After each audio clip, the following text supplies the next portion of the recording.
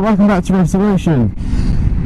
This video is slightly different to one-on-one. This is kind of a vlog style, but bear with me. I talk about cancer.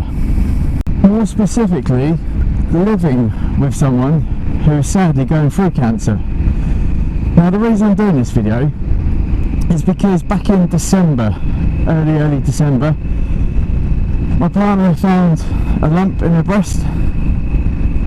She went to the doctors, went and had low tests at the hospital.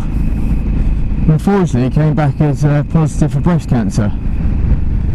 So I want to do this video, one, kind of for me a little bit, just to talk through what's going on, talk through how I'm feeling, but also for those of you, male or female, who are going through this horrific time as well, try and support your other half who's got cancer, be it breast cancer or any other sort of cancer.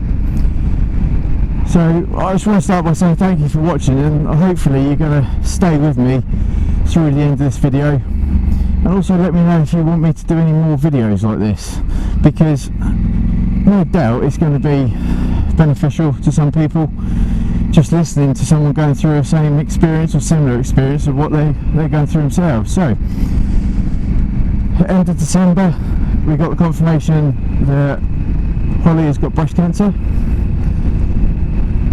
There's been a lot of CT scans, mammograms, MRI scan, biopsies, and all these things have pointed out that yep, it is a fast growing tumour. I think it's called a grade 3 tumour. There are only 3 grades when it comes to breast cancer. Grade 1, I can only imagine, is slow growing. Grade 2 is a little bit faster, and grade 3 is your quick growing. We need to take some serious action. Now, when we first discovered the lump, it was very small. You really had to like feel for it. It wasn't just there and really obvious. But then over the last couple of months it has grown, and wow, it has grown quickly. Being a grade 3, you literally can feel it, see it. It's really upsetting, I'm not going to lie, and it's just a constant reminder that it is there. I don't really know what you can say really. It is upsetting. It's there, you can feel it, you can see it. It's not hurting her in any way at all. It's uncomfortable, but in terms of physical pain from it, thankfully there is none. Now, it looks like we've caught it early, which is amazing news. And one of the CT scans came back saying that it is localised, it hasn't spread any further, which is the news we wanted. We wanted to make sure that we weren't dealing with something that has gone anywhere. So where are we at now, 3 months later, almost 3 months from getting the diagnosis that yes, it is breast cancer? Well, Holly has just gone through her first round of chemotherapy about 24 hours ago. She went to the hospital, several hours there, got her first round. She's feeling okay, which is brilliant, absolutely fantastic. First couple of hours after chemo, not a problem at all, she didn't have any issues. Several hours later, she said she started to feel very heavy. Her body was very sensitive to touch, to anything at all. It was just kind of impacting her. So she went to bed, woke up in the morning, said she had a funny taste in her mouth, which again is one of the side effects that we're fully aware of. I believe it's some sort of metallic-y taste due to the specifics of the chemo. Other than that, thankfully she's absolutely fine. She's got no issues today, she's feeling good. It hasn't really felt real in some respects, because it's not affecting her. She's still able to get up and do things, she's still able to function absolutely fine. However, yesterday was quite a tough one. Dropping her off to the oncology department, it kind of hit home that this is real, this is happening. And yeah, that was pretty upsetting. I'm going to try and keep these videos light as possible, but I want everyone to understand that it is a difficult thing to have to see your partner go through. You don't want anything like this happening to your other half. You want them fit and healthy all the time, and then to be told they've got cancer, and then to see the progress start when the treatment is there and it's happening. Yeah, that really did upset me. I'm not gonna lie, it wasn't nice. But you just got to be strong for your other half. You got to keep yourself going, and you got to pick them up when their times get hard. But also you got to remember to look after yourself, and that's why today I've come out on the motorbike whilst Holly is still feeling really good, just to keep myself ticking over. Been out with a couple of really good friends today, so thanks guys, really appreciate that. Went for a good ride, went to Barnstorm with BMW in Alton. Had a pizza. That pizza, by the way, if you've never had a pizza from Barnstorm with BMW, wow, it was a spicy pizza, I believe. It was spicy, but it was really good. So yeah, it's been nice just to get out, focus on going for a ride, take everything off your mind, just enjoy a bit of freedom with the open road again. Now, a couple of days ago, Holly had a PIC line installed. Basically, the PIC line is I'll try and describe it. It's like a cannula. Goes inside her left arm, upper area. It's got a tube that's then inserted into a vein, then sits just to the top of the chest area, above the heart, somewhere around that area. I can only imagine that once the chemo is delivered intravenously, it is then easily able to be pumped around the body via the heart. It goes into the vein, goes into the heart, gets pushed around via the arteries, maybe, I don't know. If someone else knows, just leave a comment in the description below, let me know, but that's my understanding of it anyway. So she's going to have that in there for 4 months, 16 weeks, 4 months worth of chemo, delivered every 2 weeks. She's got to go back every week to have the PIC line flushed out, make sure it's not infected. So it's going to be a lot of trips up to the hospital, but ultimately I don't really care as long as she gets better. Go up there every day for all I care. But it's just so crazy how quickly it's progressed. It's gone from a tiny little lump to a massive area of her right breast that's affected. But like I said, I'm just so glad that it hasn't affected her mentally. She's so strong and she's just pushing through it, just battling on, not letting it get to her, just working really hard to focus on getting better. And obviously she has had to stop work. She drives large vehicles for a living, and one of the advice from the oncology department was no large vehicles, no heavy vehicle operation whilst going through chemo, which you can completely understand, because for all we know she could be absolutely fine 1 minute, then just crash down next minute, and if that is the case, you don't want to be operating heavy or large vehicles. So she's going to have at least 5 or 6 months off work. Once she's gone through the chemotherapy, I think she's got about a 6-week wait before she can then start on the operation to either have a mastectomy or a double mastectomy. That's another thing actually. So they scanned the breast and it actually came up with some more calcium spots, which unfortunately have proven cancerous again.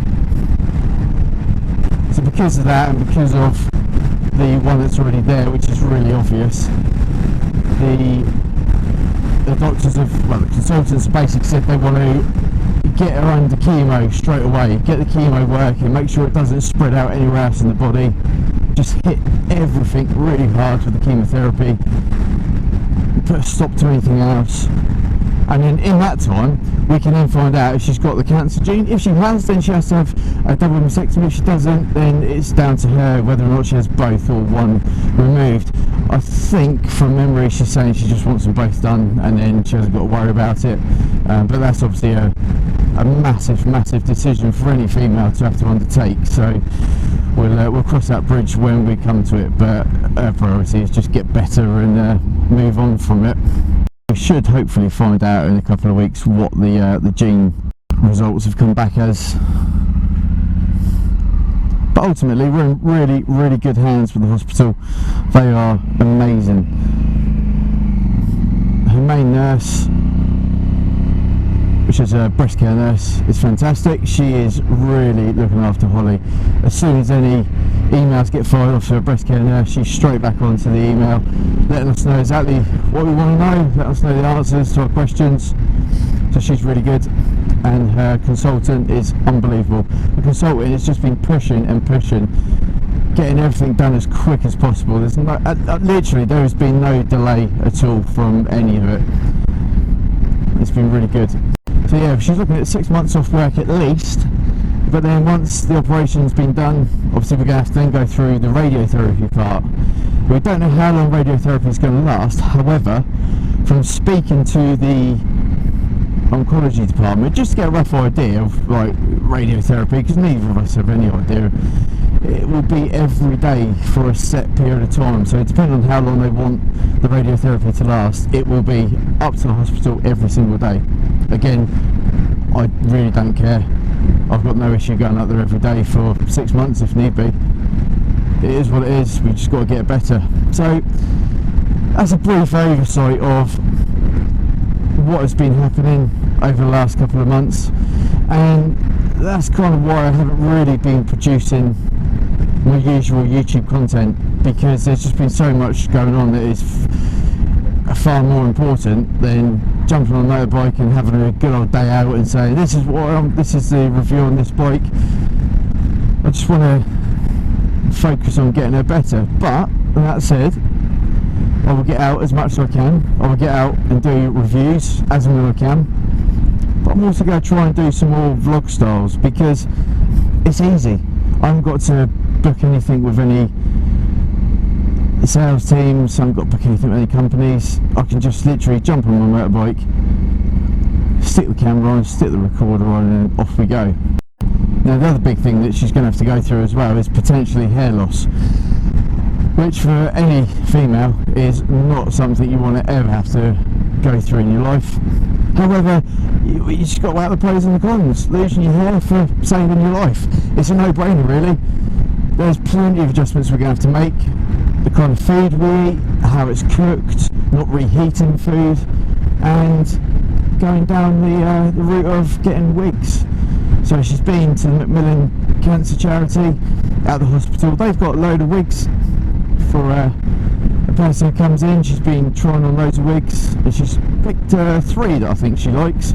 She's going to whittle them down to 1, the best one, and once she's got that, she'll then put the order in, get that wig delivered, and then over the course of a few more weeks and months she'll obviously get more wigs depending on what she finds. So yeah, that's quite good. But Macmillan have been really, really good. They offer financial support. Unfortunately, because we live together and we're both full-time employment, she's not entitled to anything, even though she doesn't get any sick pay through her work. She gets statutory sick pay because I've got a full-time job. We own our house. We literally get no help, which I get. I totally get that. But it's a difficult one, isn't it?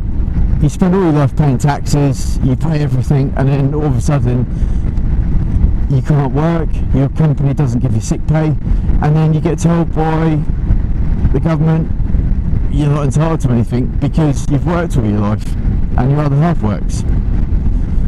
Yeah, it doesn't quite sit well, but hey ho, it is what it is. I'm not going to go too far into that before I start upsetting some people. I'll keep my views to myself on that one. But ultimately, she's not entitled to anything. And also, Macmillan have been really good. She got a goodie bag. Like I said, I try and keep it as light as possible doing this vlog. But yeah, she's been given a goodie bag, which is basically a bag full of comforts that she can use when she's at hospital going through her chemotherapy. So she gets a blanket, she gets a wheat bag, she gets a stiff neck or anything like that, she gets books, a diary, anything like that. So it's just these little nice things that they give to try and help her on her journey. Now another really good thing that the Macmillan Cancer Charity do for their patients is also makeup sessions. So she's got a makeup session booked in, so she can be shown how to do really good makeup, put eyelashes on, draw eyebrows on, draw eyelashes on, don't know, loads of different things. So yeah, that's something she's got booked in for about a week's time. So there's plenty of things that are going on at the moment to try and make this journey through cancer as comfortable as possible. It's not a nice thing that anyone should have to go through. I won't wish it on anyone at all, even if there's people out there that I really don't like, and believe me, there are. I won't wish it on anyone because it is just not a nice thing to have to go through. And like I said at the start of this video, I'm doing these for the people who are going through it with their other half that is unfortunately having to endure cancer. Yeah, I think I'll end the video here. I don't want to just talk for the sake of filling time, so let's just pull in. And what a lovely evening it is to finish the video. Though I'm on the complete wrong slope here, so hopefully I can get off without dropping the bike. There we go. So again, thank you for watching Resolution. Massive change to my usual content. However, I'm going to do more of these. I'm going to just talk as I go through the next couple of months and share my experience with you. Holly is also going to be doing her own YouTube vlog of her journey through this treatment, so I'll link in the description below her channel. Please follow her, give her all the support you can, and until next time, thank you for watching Resolution, and I'll catch you soon.